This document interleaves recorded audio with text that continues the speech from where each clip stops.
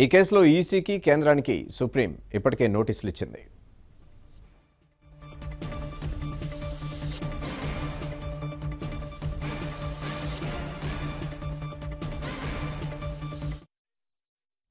వీవీప్యాట్ల లెక్కింపు సాధ్యాసాధ్యాలపై నివేదిక ఇవ్వాలని స్టాటిస్టికల్ ఇన్స్టిట్యూట్ను ఈసీ కోరింది. ఈసీ సూచనతో ఐఎస్ఐ నివేదిక తయారు చేసింది. 50% వీవీప్యాట్ల లెక్కింపు కాకపోయినా వీవీప్యాట్ల లెక్కింపు సంఖ్యను పెంచడం వల్ల నష్టం లేదని ఐఎస్ఐ తన నివేదికలో వివరించింది.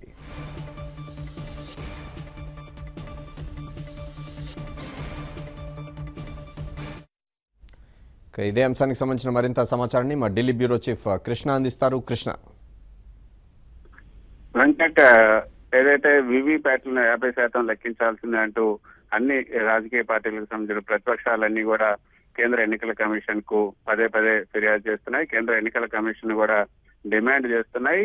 ఏదైతే ఈవీఎంలో అనేక అవకతవకలు జరుగుతున్న నేపథ్యంలో ఖచ్చితంగా ఈవీప్యాట్లను 50% అమలు లెక్కించాల్సిందే అంటూ కేంద్ర ఎన్నికల కమిషన్ ను ప్రతిపక్షాలు కోవడమే కాకుండా ఇటీవల సుప్రీంకోర్టులో కూడా ఒక పిటిషన్ ను దాఖలు చేశారు.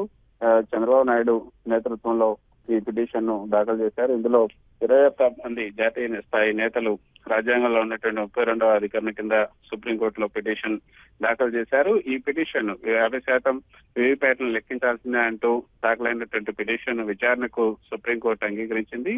అంతేకాకుండా ఈ నెల 25వ తేదీన దాని మీద మరోసారి విచారణ జరపనుంది. వచ్చే సోమవారం దీని మీద విచారణ జరుగుతున్న నేపథ్యంలో కేంద్ర ఎన్నికల కమిషన్ ఈ వీవీప్యాట్లకు సంబంధించినటువంటి శాంపిల్ సైజు లెక్కింపుకు సంబంధించి శాంపిల్ సైజును పెంచే అవసరం ఉందా, అసలు ఇప్పుడు ఏదైతే 0.04 మాత్రమే చేయాలంటూ ఏదైతే ప్రస్తుతం ఉన్నటువంటి ఆదేశాలు కేంద్ర ఎన్నికల కమిషన్ తీసుకుందో ఆ నిర్ణయాన్ని మార్చుకోవాల్సినటువంటి అవసరం ఉందా, వీవీప్యాట్ల సంఖ్యను ఈ లెక్కింపు సంఖ్యను పెంచవచ్చా అన్న దాని మీద ఢిల్లీకి చెందినటువంటి ప్రముఖ సంస్థ ఇండియన్ స్టాటిస్టికల్ ఇన్స్టిట్యూట్ ఐఎస్ఐకి ఒక నివేదిక కోరింది.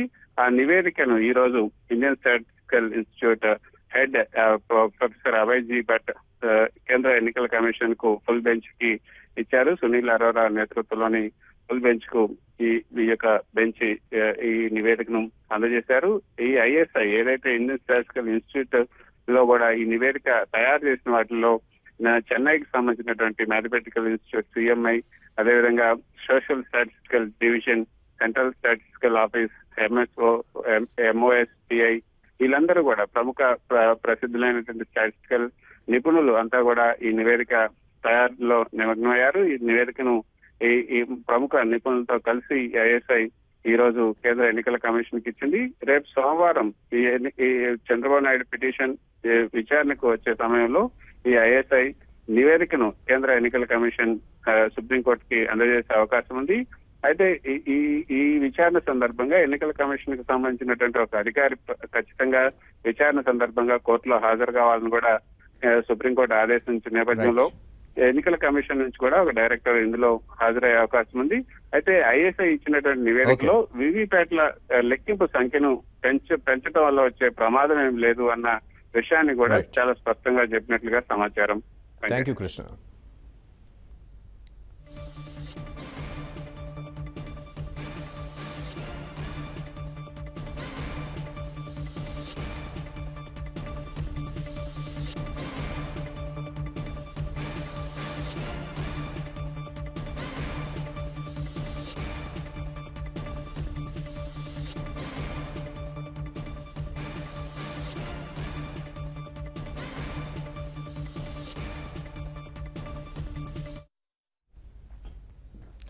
వీవీప్యాట్ల లెక్కింపు సంఖ్యను పెంచడం వల్ల నష్టం లేదని ఇండియన్ స్టాటిస్టికల్ ఇన్స్టిట్యూట్ అభిప్రాయపడింది.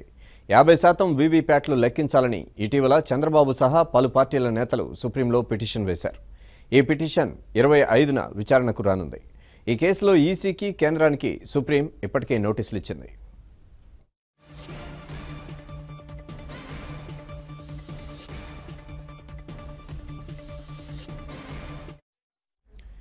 వీవీప్యాట్ల లెక్కింపు సాధ్యాసాధ్యాలపై నివేదిక ఇవ్వాలని స్టాటిస్టికల్ ఇన్స్టిట్యూట్ను ఈసీ కోరింది. ఈసీ సూచనతో ఐఎస్ఐ నివేదిక తయారు చేసింది. 50% వీవీప్యాట్ల లెక్కింపు కాకపోయినా వీవీప్యాట్ల లెక్కింపు సంఖ్యను పెంచడం వల్ల నష్టం లేదని ఐఎస్ఐ తన నివేదికలో వివరించింది.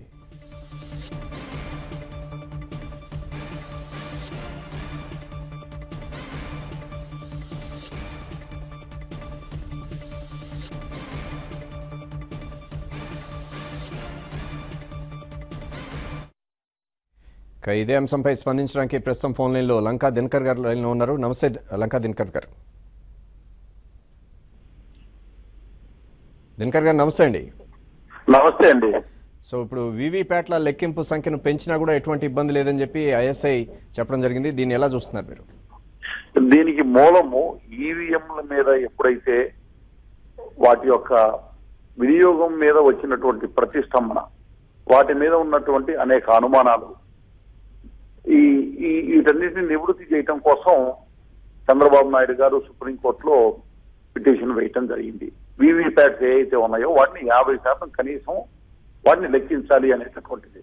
దాని మీద ఇవాళ సుప్రీంకోర్టు ఏదైతే ఇండియన్ స్టాటిస్టికల్ ఇన్స్టిట్యూషన్ నుంచి దానికి సంబంధించిన సాధ్యాసాధ్యాల మీద నివేదిక కోరినప్పుడు 50% అనేటటువంటి దాని మీద కాకపోయినా మాక్సిమం ఎంత పాసిబిలిటీ వరకు చేయొచ్చు అనేటటువంటి దాని మీద స్పష్టంగా చెప్పబోయినా, ఏదైతే ఇప్పుడు ఒక పరిమితితోటి ఎన్నికల కమిషన్ చేస్తుందో వీవీప్యాట్ని లెక్కించడం, దానికి మించి చేసేటటువంటి అవకాశం ఉంది, ఎటువంటి ఇబ్బంది లేదని చెప్పింది.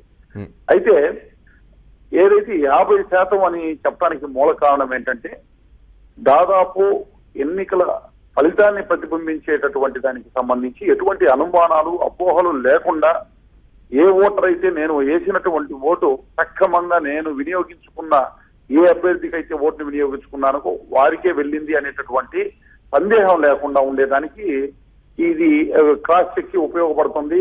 ఓటర్ కూడా ఒక కాన్ఫిడెన్స్ ఉండేటటువంటి అవకాశం ఉంటుంది అనేటువంటి ఉద్దేశంతో వెళ్ళడం జరిగింది.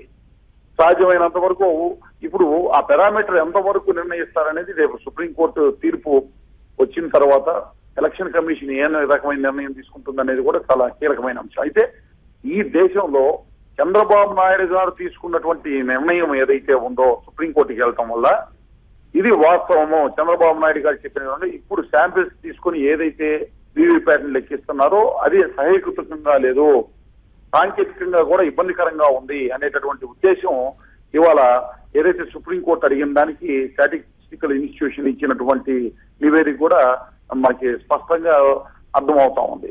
కాబట్టి ప్రజాస్వామ్య పరిధి వెళ్ళాలంటే, ప్రజాస్వామ్యాన్ని పరిరక్షించుకోవాలంటే ఓటర్ ఎవరైతే ఉన్నారో నేను వేసినటువంటి ఓటు నేను వేసిన అభ్యర్థికి వెళ్ళిందా లేదా అనేటటువంటి అనుమానం లేకుండా, సందేహం లేకుండా నివృత్తి చేయాల్సినటువంటి బాధ్యత ఇప్పుడు ఎలక్షన్ కమిషన్ మీద ఉంది. Supreme right. Thank you Dinakar గారు.